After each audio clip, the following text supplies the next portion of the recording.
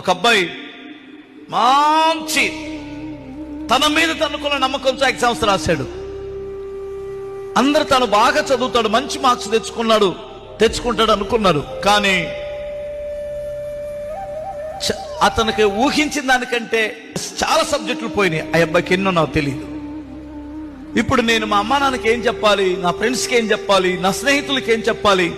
అందరూ నా మీదకి ఒక మంచి నమ్మకం ఉంది, కానీ అదంతా పోగొట్టుకున్నాను.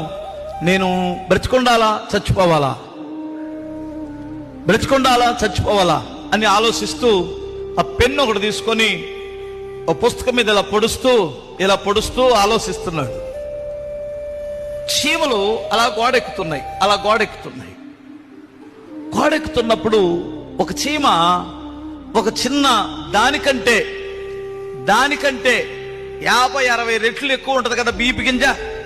ఆ బీపి గింజను ఒకటి తీసుకొని అలా గోడెక్కుతుందట. సగం దూరం ఎక్కిన తర్వాత జారి కింద పడిపోయింది. అరే, జారి కింద పడిపోయింది, దీన్ని ఏం చేస్తో చూద్దాం అనుకుంటే మరలా బుర్ర దిగొచ్చి మరలా దాన్ని పట్టుకొని మరలా ఎక్కుతుంది. మరలా కొంత దూరం వెళ్ళిన తర్వాత మళ్ళీ కింద జారిపోయింది. మళ్ళీ 69 సార్లు కింద పడేసిందండి. ఎన్నిసార్లు? హిందీకి చీమ నాకు అర్థం కాదు. 70వ అతి కష్టం మీద ఎక్కి గోడ మీదకి ఎక్కేసింది. గోడ ఎక్కడం కష్టం, గోడ మీద వెళ్ళిపోవడం తేలిక. ఆ అబ్బాయిలు అప్పుడు కసి పెరిగిందట.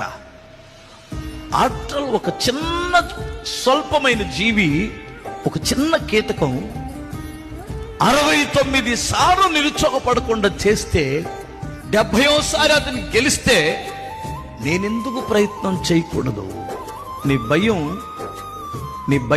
నీ గురిని కోల్పోయేటట్టు చేస్తుంది. నీ భయం నీ నిరుత్సాహపరిచి చేతగాని వాడిని చేస్తుంది.